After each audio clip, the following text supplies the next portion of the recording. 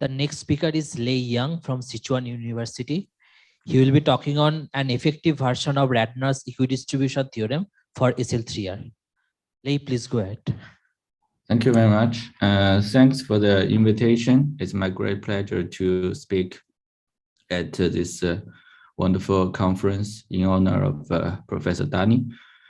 Professor Dani is my grand advisor, and my research activities are deeply influenced by Professor Dani, and most of my research works rely on fundamental results of Professor Dani, including the Dani-Margulis quantitative non-divergence, Dani-Margulis linearization technique, and Dani's correspondence. First, I would like to say happy birthday to Professor Dani. So this talk is about Ratner's equidistribution theorem. First, let me briefly recall what it is. So G is a Lie group, and gamma is a lattice, and X is G-mod gamma, the homogeneous space. U is one parameter unipotent subgroup in G, and in 1991, Ratner proved this fundamental result in homogeneous dynamics. So for any X in the homogeneous space, the closure of the U orbit is a closed orbit of some Lie subgroup L. Moreover, the orbit Ux is equally distributed in the following sense. If we take the integral along the orbit from minus t/2 to t/2 and divided by t, then as t goes to infinity, this there is a limit. I forgot. So the limit is the L invariant probability measure on the closed orbit of L. So let me make some comments about Ratner's theorem. So the topological part is conjecture by Ramanujan. The topological part means that the orbit of the closure of the U orbit is a closed orbit of some Lie subgroup L. And the proof relies on her fundamental measure classification theorem, which is a conjecture by Dani. And another comment is Ratner's theorem is not effective. It means that we don't know how fast it approaches to this limit measure. So there's a natural question. Can we make this limit effective? Namely, can we give an explicit upper bound on the difference? In particular, in the case of dense orbit, can we get the upper bound on the difference between this orbit integral and this G invariant probability measure, mu G? A dream theorem would be like that. There exists some constant C and eta and some Sobolev norm such that for any X, either this difference is bounded by this C times the Sobolev norm of F times T to the minus eta. Either the whole orbit is close to some proper closed orbit Lx. So in this talk, I will focus on the following case. G is SL3R and gamma is SL3Z. And this unipotent orbit is this UR. And then the main result is the following. There exists C eta T0s and some Sobolev norm such that for any t greater than t0 and x in capital X, either this difference is bounded by this negative power of t times the Sobolev norm of f, or the push forward of x under some diagonal flow is far away. So let me explain what is this diagonal flow and what do I mean by far in the cusp. So let me define this diagonal flow, AT and this A0T, and the BT and the B prime T is defined by the product of A minus T and the A0T. B prime of T is A of minus T times A0 of minus T. So in the previous slide, this B and B prime is defined in this way. And now let me define what do I mean by this cusp, far in the cusp. So this homogeneous space can be identified with the space of unimodular lattices, identifying this G gamma with the G acting on D3. And by the Margulis criterion, so I can define this X epsilon is the set of lattices such that it for any V1 and V2 in this lattice are non-zero, and the norm of V1 and the norm of V1 where V2 is at least epsilon, meaning that it doesn't contain short vectors and short subspace with a small covolume. And then the obstruction is described in this way: B of log t of x is not inside k x of so here I replace epsilon with t to the minus kappa, here with t to the minus kappa. So either the push forward on the B of log t is not inside this compact subset, and either the push forward of B prime of log t is outside this subset.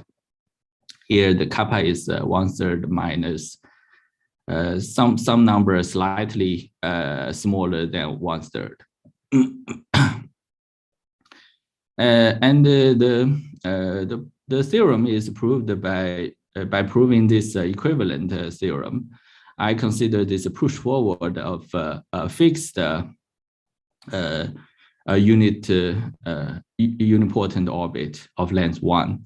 So the theorem says that if we push forward this u of r x r from minus 1/2 to 1/2, this bracket means minus 1/2 to 1/2, and we push forward by at, then this orbit is effectively equidistributed, or this a0t of x is not inside the x to the e to the minus kappa t, or a0 of minus t of x is not inside x of e to the minus kappa t. Here kappa is again a number slightly smaller than 1/3.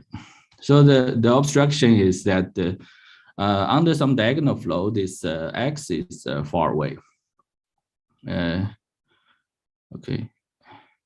So let me mention some consequences of this result.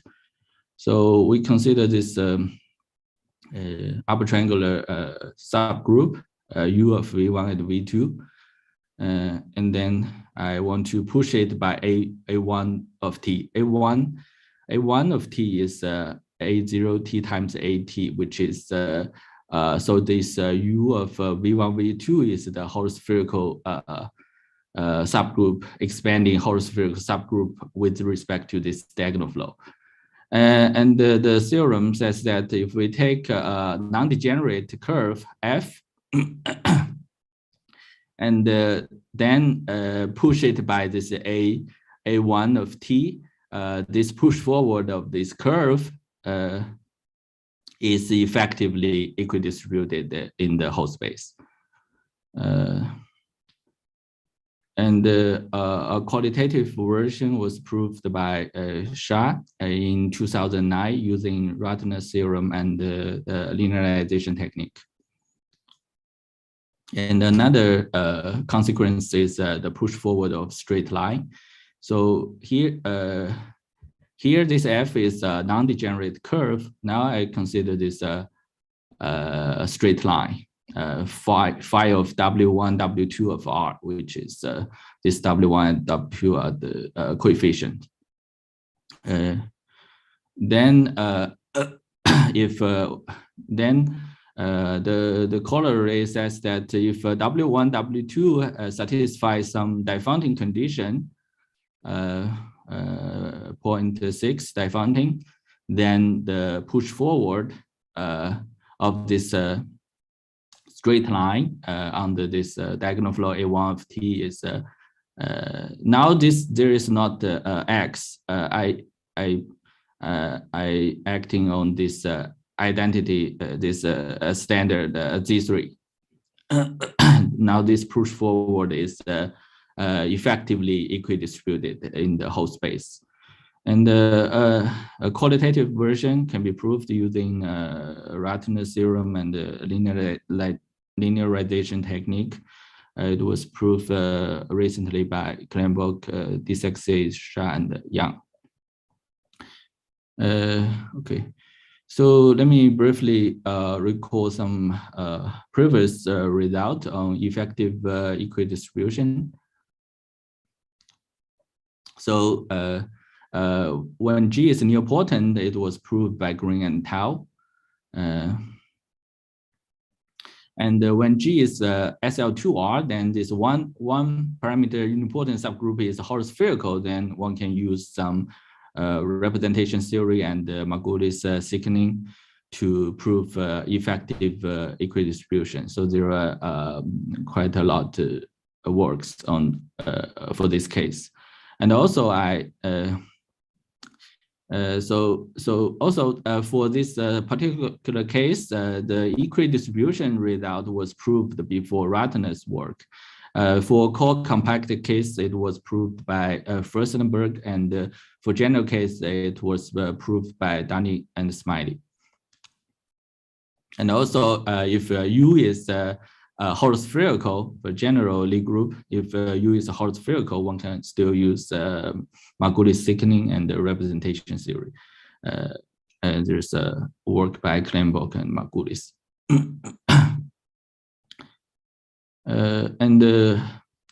In 2009, Andina, Margulis, and Vegnach proved an effective equidistribution for closed orbits of semi-simple subgroup.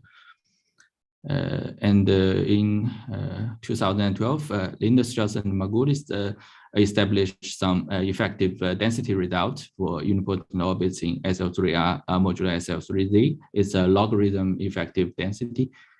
Along this way, Lindenstrauss, Margulis, Mohammad, and Shah are working on establishing the logarithm effective density for general Lie groups. For effective Ratner, other than Unipotent case, in 2015, Strombergsen proved a very nice theorem about effective Ratner. For this particular case, G is SL2R semi-product with R2, and gamma is SL2Z semi-product with Z2. And the unipotent orbit is the one parameter unipotent subgroup in the semi-simple part, SL2R part. And his proof relies on well-bound on of the Krusman sum, and it's an analytic number theoretic proof. Using this Strombergsen's theorem together with Sam Chow, we proved some effective equidistribution for some special unipotent orbits in SL3R modular SL3Z, and this family of unipotent orbits comes from some Diophantine approximation problem about the multiplicative Diophantine approximation for straight lines. Recently, King generalized Strombergson's result to the following case. This G is SLNR semi-product with Rn, gamma is SLNZ semi-product with Zn, and U is a whole spherical subgroup in the semi-simple part. And his proof is relies on some dynamical argument. Quite recently, Lindström and Mohammadi proved the polynomial effective density for the following case: G is SL2Z, 2C, or SL2R times SL2R. And also, Lindström, Mohammadi, and Wang proved polynomial effective equidistribution for these two cases. Okay, so let me briefly explain the ideas of the proof. So first, the proof is inspired by Ratner's original proof and Lindström's, the recent work by Lindström, Mohammadi, and Wang. However, the critical part of the approach is quite different from their works. And also the framework can be applied to general cases. For example, using this argument, one can give another proof for Strombergson's result and Kim's result. So let me start with the starting point. The starting point is the Vectash argument, which is a van der Kolk type argument that allows us to reduce the problem to the following problem. We can reduce the study of the effective equidistribution problem to the study of a dimension control problem, which means that if we can prove that this measure mu s, which is as push forward of this unit orbit, u from -1/2 to 1/2 times x, has a large dimension control in the following sense. If we take any ball, we can prove that the measure of the small ball, so this ball has size e to the minus s prime. If we can prove this, the measure of the small ball is less or equal to e to the minus d minus theta times s prime. Now the d is the dimension of the whole space, and the zeta is a small number. Then we can push forward this. Push forward this mu s by another s prime. This s prime is the size of the ball. Then we can prove that this push forward of this measure is effectively equidistributed. So this is this argument is due to Vectash. So this allows us to study the dimension of this measure instead of the distribution. Okay, now I can explain the framework of the proof. So I take this H, which is a SL2R copy containing this unipotent subgroup. And then actually it's enough to control the dimension in the directions transversal to the H orbit. So we don't have to take care of all the dimensions. We can only study the dimension control transversal to this H orbit. And then we start with this A normalized measure, AS, push forward of this unit unipotent orbit of length 1, and we denote it by mu0. We start with mu0. Here S is 1 minus some constant times t. So we want to study the distribution of mu t. Then I start with some mu s, and then push forward this mu s by this delta t. Now the first step is to show that mu0 has some dimension control, which I defined as d0 s0 good. I will give the definition later. So this is the starting point, and then suppose we have a mu I, then we define mu I plus 1 as this A of Si push forward of mu I. So each time we push forward this the previous measure with a particular Si. And then suppose we have proved that mu I is di Si good, has some particular dimension control. Then we want to prove that mu I plus 1, the next measure, has a better dimension control. So the di plus 1 will be di plus a particular constant epsilon 1, which means that it has a better dimension control. And the Si plus 1 is the scale we are looking at. The Si plus 1 is 1/2 of the Si, meaning that we in the next step we look at a larger ball.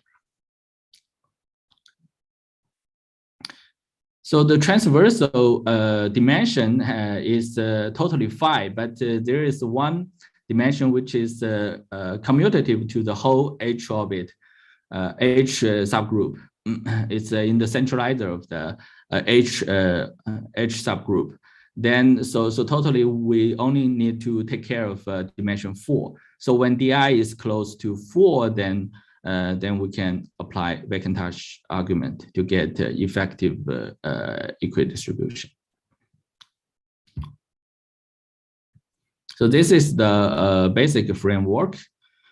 So the basic idea is that we start with some dimension control, and each time from the previous dimension control, we push forward and get a new measure, and we want to prove that this new measure has a better dimension control. And after several steps, we're in a good shape to apply Veckentage argument.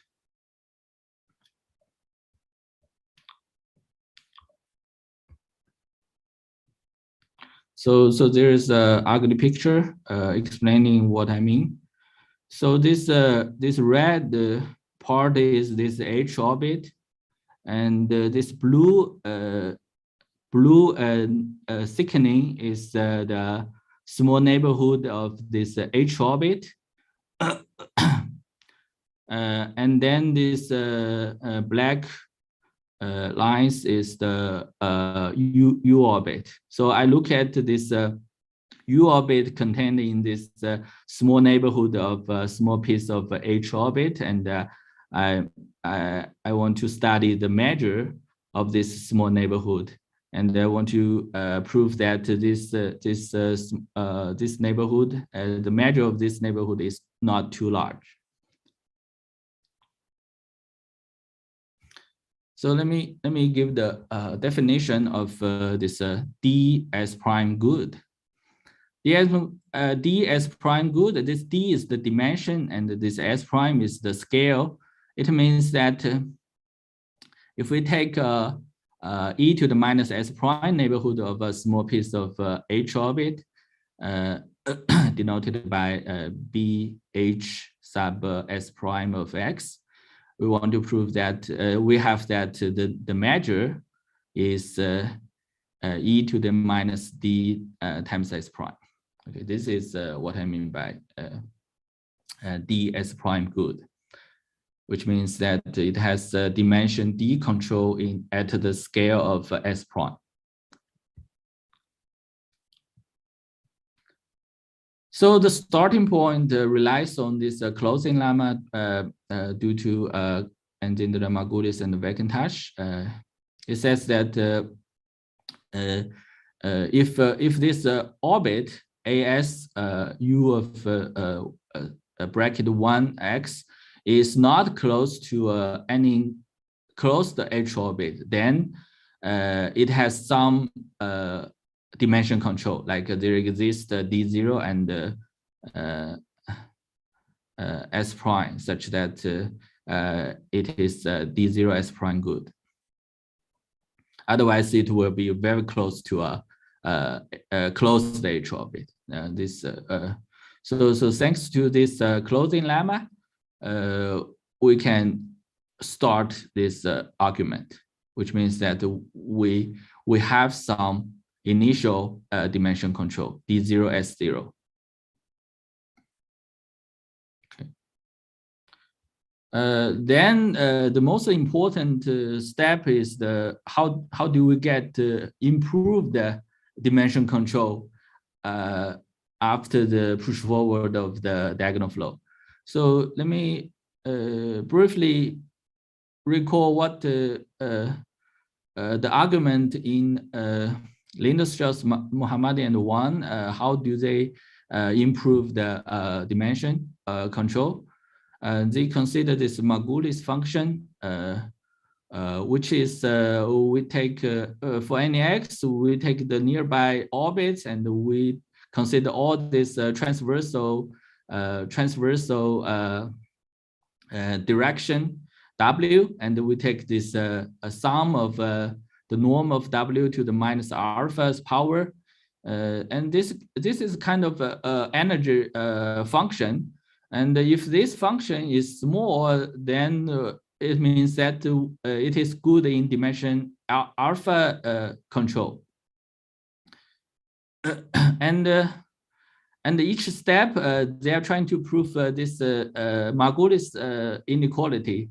On average, the next on average, the Margulis function for mu I plus 1 is smaller than the function for step I, more or less in this idea. So after several steps, this Margulis function will be small, and then they will have a good dimension control. And this alpha is fixed in the process. In the case I consider SL3R, this alpha should be slightly less than 2. In the case of they consider like SL2C or SL2R times SL2R, this alpha should be slightly less than 1, like 1 minus epsilon.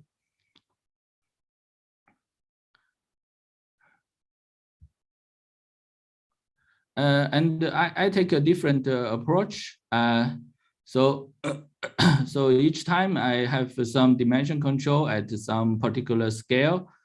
And the next step, I want to prove that it has a better dimension control at a larger scale, like this S prime is 1/2 of SI. SI plus 1 is 1/2 of SI, meaning that each time we look at a larger and larger neighborhood, but we can have a better and better dimension control.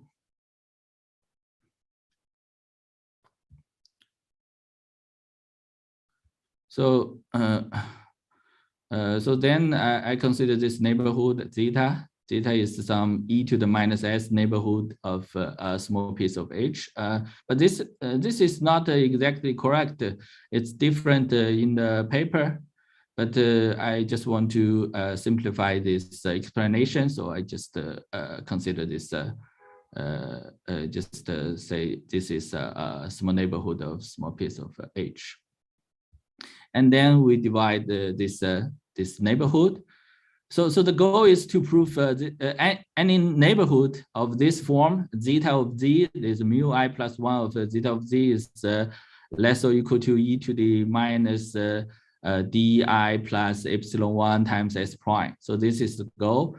And then to do this, we divide this zeta into smaller pieces of the form omega. This omega comes from the previous step. Previous step, we have e to the minus 2s prime control. And then we push it by this a of 2s prime, then we get some neighborhood of the form omega y. So in the expanding part, the size is e to the minus s prime. In the contracting part, the size will be e to the minus 3s prime. So this is the shape of omega. And from the previous assumption, because we assume that mu I has some dimension control like di si good, so that will imply that the omega, the measure of omega for mu I plus 1 is not greater than e to the 2 di times s prime. So the goal is to prove that we don't have too many omegas inside a single zeta, like every zeta contains at most e to the di minus epsilon 1 times s prime, different omegas. Okay, this is the goal.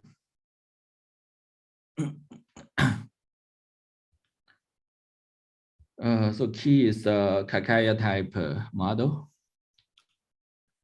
So what is the Kakeya model? The playground is a large box in R3.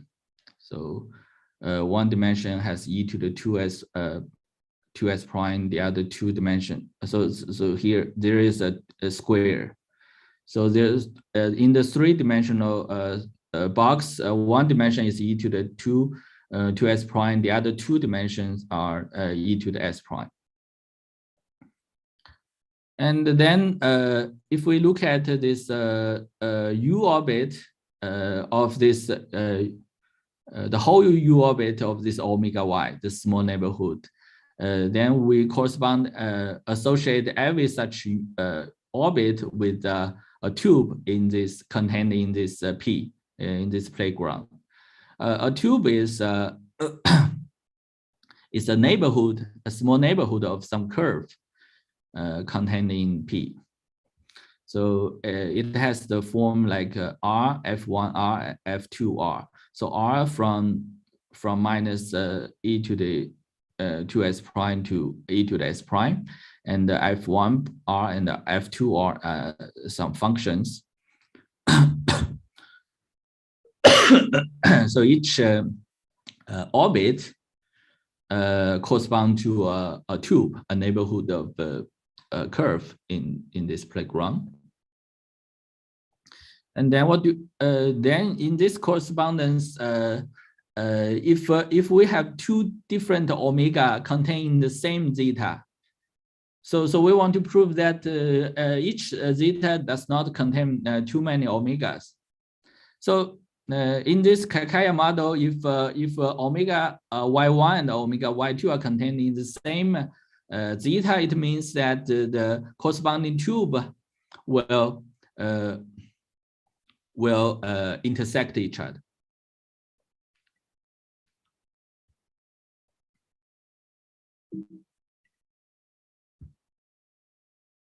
So this there is another ugly picture explaining what I mean. So this is the playground.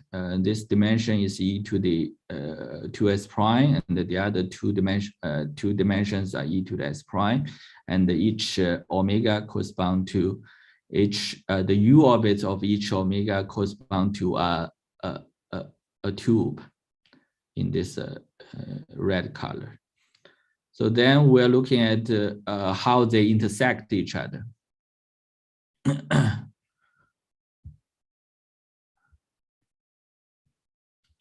So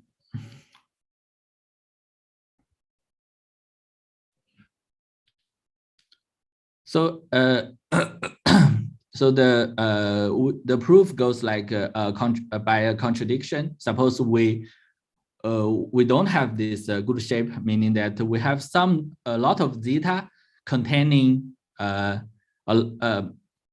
more than this e to the di minus epsilon 1 times s prime different omegas. And we call this bad neighborhood. We call this zeta bad. Suppose we have a lot of bad zetas. So if we have some zeta but not bad, the proportion is exponentially small, then we can remove them. So that's at each step. I forgot to mention that at each step we are allowed to remove exponentially small proportion. So the problem is what if the proportion of bad zeta is too big? So this is our assumption. We assume that there are many bad neighborhood, meaning that the total measure of bad neighborhood is not exponentially small. Then we want to make use of this Kakeya model. Then we calculate the sum of the intersection number, weighted intersection number, meaning that each omega has some measure. If they intersect each other, we count this intersection number multiplied by the measure of these two omegas. That's the basic idea of this weighted intersection number. Then if we want, under this assumption, remember each bad zeta means that we have a lot of omegas inside this zeta. And as we mentioned before, if two omega are in the same zeta, it means that the corresponding tubes will intersect. Then it gives some a contribution to this weighted intersection number. So each bad neighborhood will give a large contribution to this weighted intersection number S.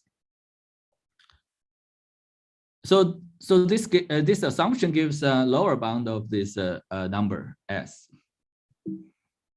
But on the other hand, we have another way to estimate this intersection number. We will get an upper bound, and you will see that if under this assumption, this lower bound is more or less the upper bound. Then to make this intersection number close to the upper bound, it gives a lot of structures. That means that there are a lot of structures in the distribution of U orbit that will prove that it can imply that the whole orbit is close to some other orbit, a closed orbit, but not SL2R, but SL2R semi-product with R2. But that case can also be ruled out by this Diophantine condition. So the idea is if this S is large, then we can produce a lot of structures from the argument of upper bound, and this structure will imply that the whole orbit is close to some closed orbit of SL2R semi-product with R2. Yeah, these structures, we can make use of these structures to get another closed orbit. which is ruled out by this closing lemma and the defining condition. Okay.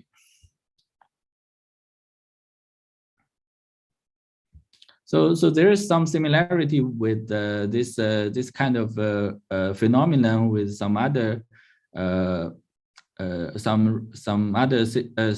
theorems in other branches of mathematics.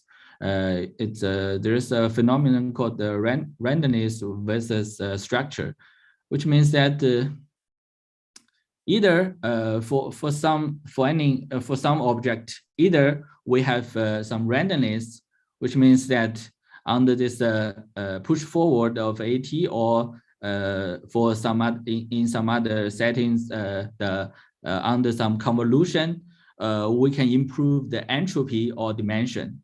This is the generic part or the random part.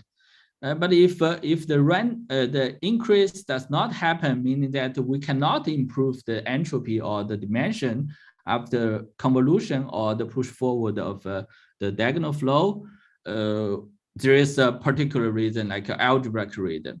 It means that either we have randomness or we have some structure, which is described as some algebraic obstruction. So, for example, in additive combinatorics, there is a theorem by Balog, Samaradi, and Govers. It says that if we take two sets,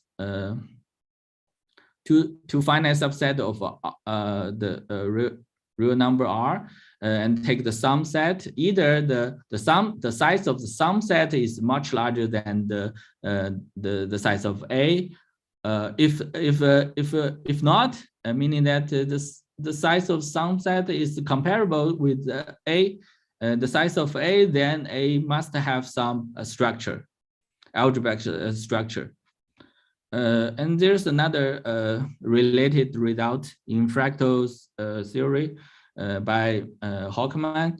This is called the Hockman's inverse theorem of entropy. It means that under the convolution, either the entropy is increased by a particular number delta, or if the entropy is not increased under the convolution, then the measure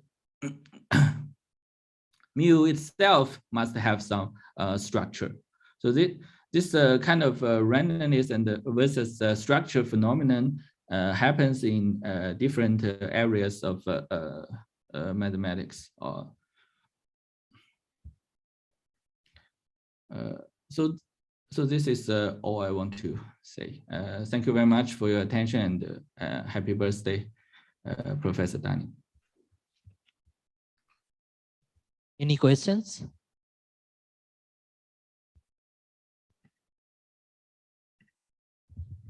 It's kind of a vague question, but in your scheme, you keep improving by this epsilon 1 until you reach the threshold for applying this Venkatesh thing. So what happens at that threshold? Why can't, I mean, of course you can't improve again because the dimension would go above 4. So what is stopping you from, where do you use the assumption that you haven't yet reached the threshold somehow? So there will be an obstruction when the D is close to 2. That corresponds to algebraic obstruction when the orbit is close to this SL2R semi-product with R2. But after that, if it passes, but this cannot happen because of the defining condition. But after that, the next critical number is 4, which means that it's fill up the whole space. If you fill up the whole space, you cannot improve anymore. That's exactly my question. So like you didn't do anything completely formally, but what happens at high dimensions? Why doesn't your counting these intersections, why does it fail? Okay, thank you for your question. So when the dimension is close to 4, then you can imagine that the zeta is every zeta is packed with every potential position will have omega. Like omega is full of zeta. Then you have a lot of structures. Then for that case, you don't have improved dimension. Yeah. Do I make my does it make sense?